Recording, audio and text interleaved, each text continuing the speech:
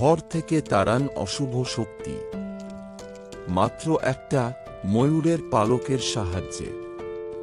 পুরাণ অনুযায়ী আমাদের চারপাশে এমন কিছু কিছু জিনিস আছে যেগুলি ঈশ্বরের প্রিয়।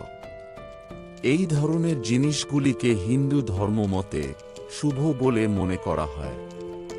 প্রচলিত বিশ্বাস অনুসারে এই সব শুভ বস্তু ঘরে থাকলে ঘর থেকে অশুভ শক্তি দূরে সরে যায়।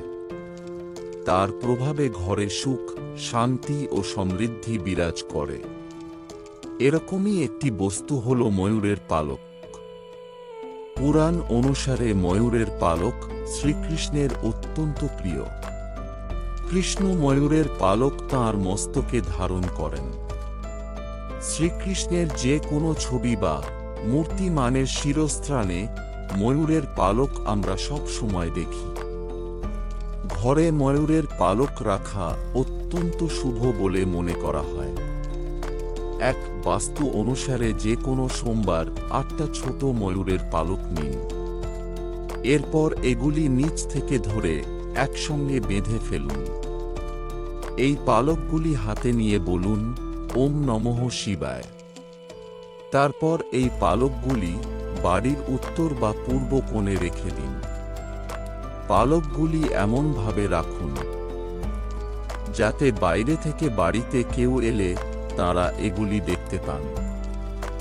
2 ময়ূরের পালক দিয়ে পাখা তৈরি করে তা ঠাকুরের আসনে রেখে দিতে পারেন।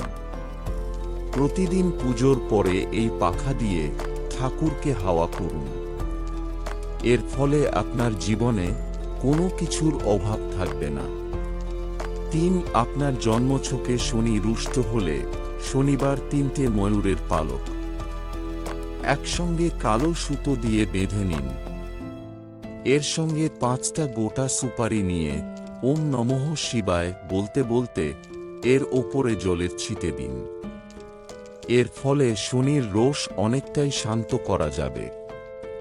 4 আর্থিক সংকটে ভুগলে 3টে ময়ূরের পালক আলমারি বা লকারে আপনি যেখানে টাকা রাখেন সেখানে রেখে দিন। এর ফলে লক্ষ্মী দেবী আপনার ওপর প্রসন্ন হবেন বলে মনে করা হয়। 5 বাস্তুমতে বিশ্বাস করা হয় যে দরজা দিয়ে পজিটিভ ও নেগেটিভ 2 ধরনের এনার্জি ঘরে প্রবেশ করে। বাড়ির মূল দরজায় একটা ময়ূরের পালক রেখে দিলে ঘরে নেগেটিভ এনার্জি প্রবেশ করতে পারবে না। 6 শিশুর ঘরে অবশ্যই ময়ূরের পালক রাখুন। ময়ূরের পালক শ্রীকৃষ্ণের অতি প্রিয়, আর ছোট ছেলেমেয়েদের বালগোপাল বলে মনে করা হয়। তাই ছোট ছেলে মেয়েরা যেখানে বসে পড়াশোনা করে সেখানে একটা ময়ূরের পালক রাখা অবশ্যই দরকার।